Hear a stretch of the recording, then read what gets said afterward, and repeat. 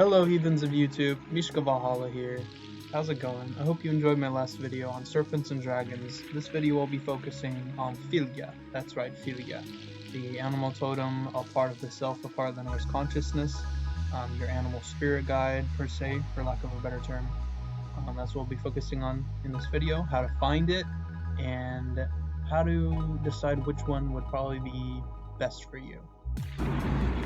Hey everybody. Decided to bring you out here. It's over by the canal. We're dangerously close to the water, so I'm a little nervous to hold my phone. So while we're recording, I'm gonna leave it there. Maybe I'll lift you up to show you the water, because there's a lot of beautiful fish here.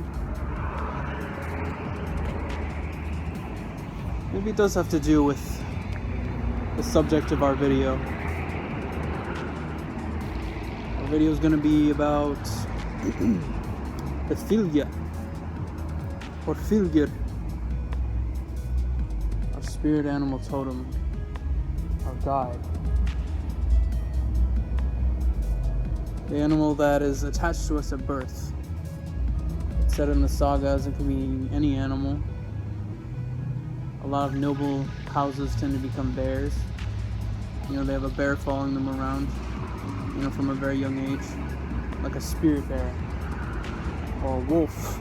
There were many people who had wolves, which would make a lot of sense considering that when people would go berserk, they believed that they'd be essentially it's believed that they'd be possessed by their Fylgja, their bear. If they're a berserker, it'd be a bear. If they were Ulfednar, it would be a wolf, an oath. So, or Varga, depending on what type of Ulfednar. Because some Ulfednar obviously were outlawed, and those Ulfednar were cast out, and they were the ones who were called Vargar, which is more of a vulgar way of saying wolf, maybe, to an extent. It was typically used to refer to outlaws, but whatever. The Berserker could have very well been an elite class. There is some evidence to support the fact that, or the theory, that the Berserker were also ostracized. They were also considered bad, you know, wild beasts that weren't fit to live among ordinary folk. But I don't believe that that's true. You know, I do believe that maybe some of them were, just like the Vargar. Maybe some Ulfednar were Vargar, meaning they were outlaws. They were wolf warriors that were outlawed because they were too violent. They surrendered too much into their chaotic tendencies. And like I've said, heathenry in a way sees nature as a balance between order and chaos, between the Jotuns and the different gods of the Aesir and the Vanir, different beings, spirits and all that.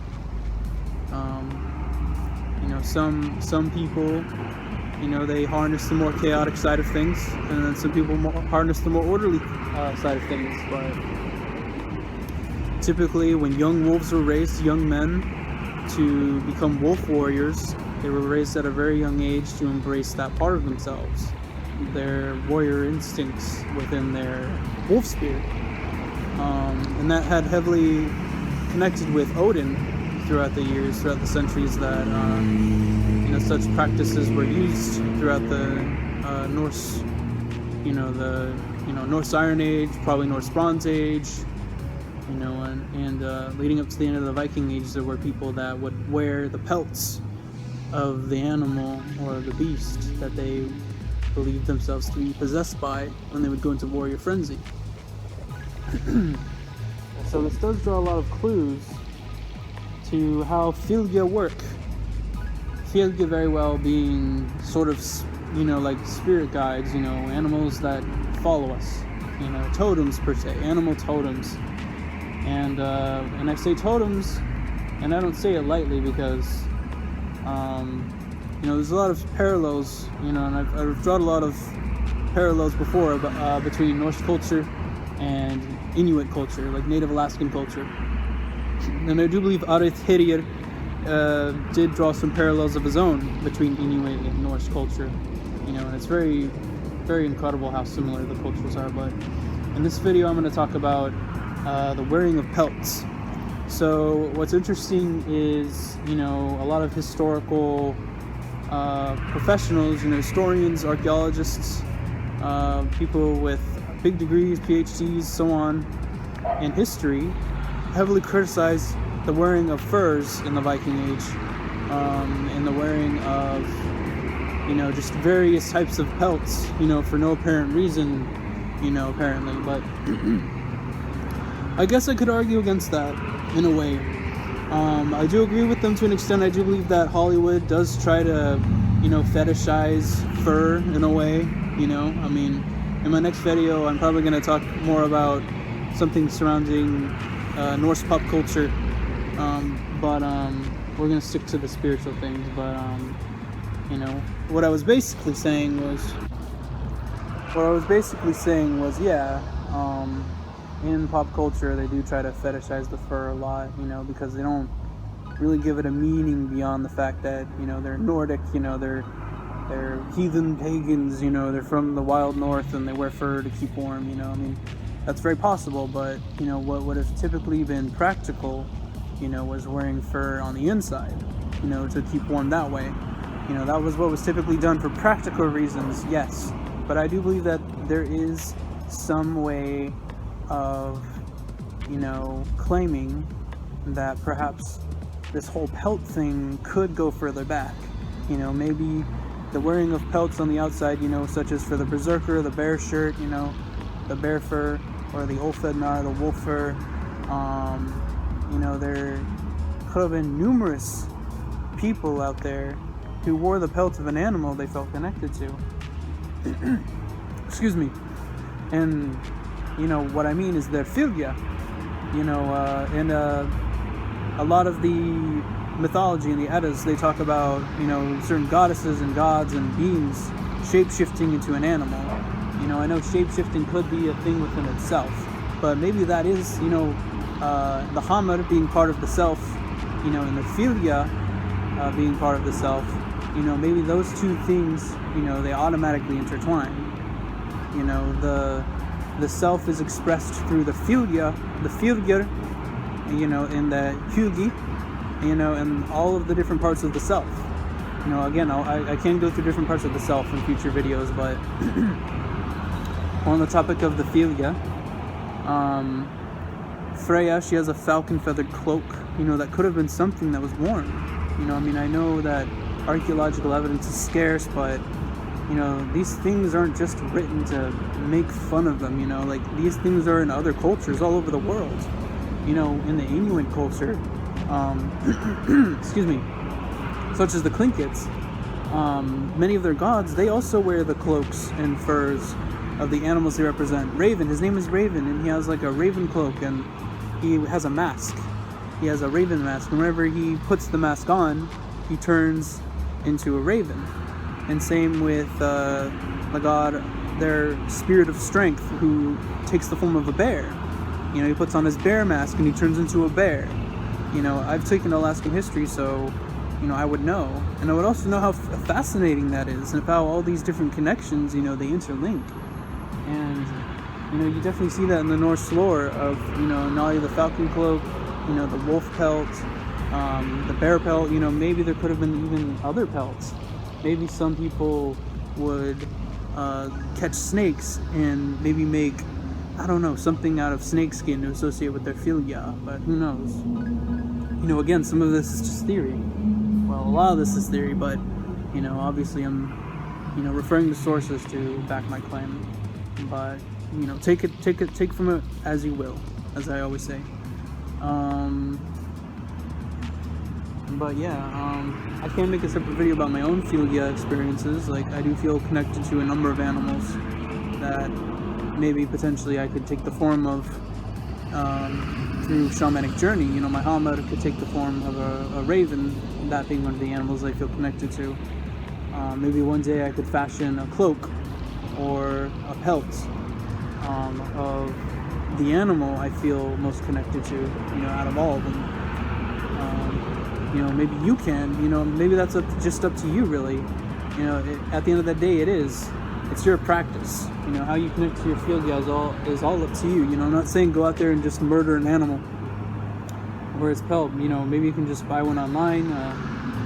You know, maybe, yeah, you're a hunter and you have a license and you're a professional and you know how to properly hunt and trap and kill an animal.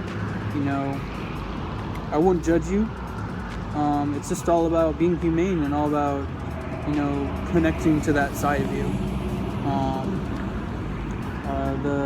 The animal spirit, the Fylgja, you know, that's a very interesting subject, and the animal spirit appears in multiple cultures, you know, not just the Inuit cultures.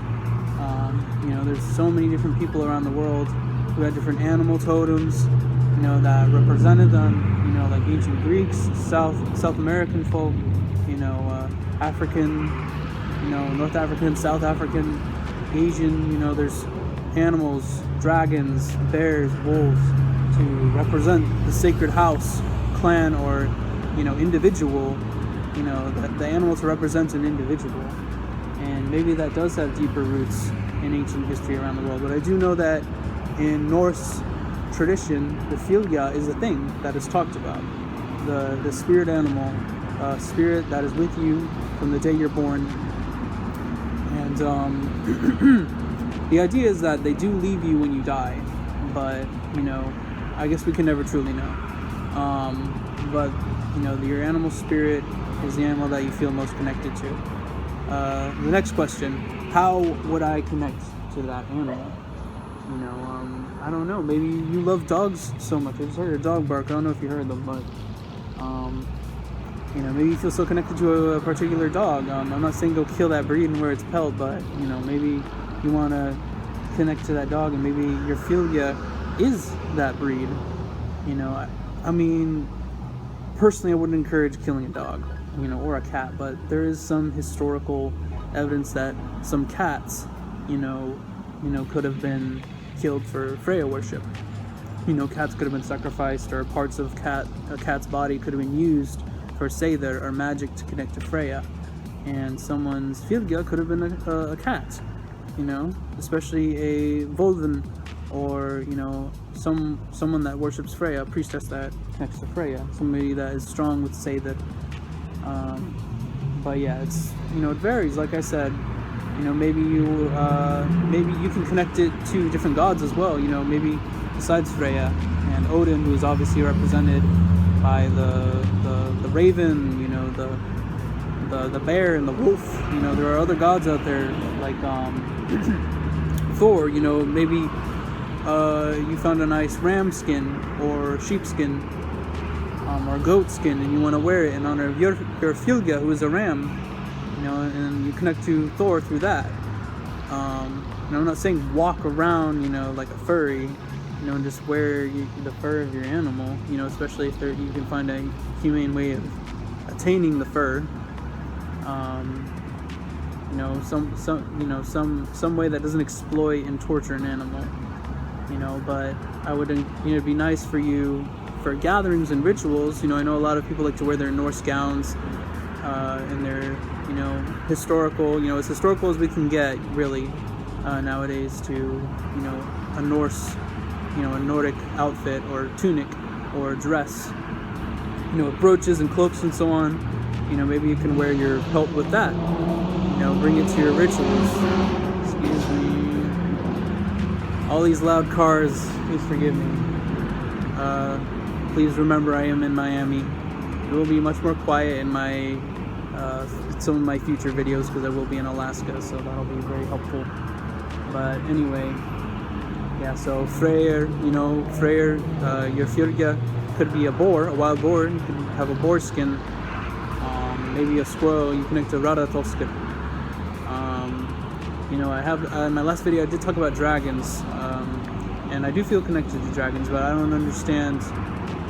I don't know how anybody could attain, you know, like a dragon skin, obviously, but you know, like maybe, you know, a snake. You know, you have a snake and they shed. There's a whole bunch of skin. You don't know what to do with it. You know, maybe you can weave it into something. That'd be pretty fascinating. You know, be creative. It's all up to you. You know, just, you know, make use of what you have. but and be humane about it. Again, I'm not gonna say it again. Just be humane.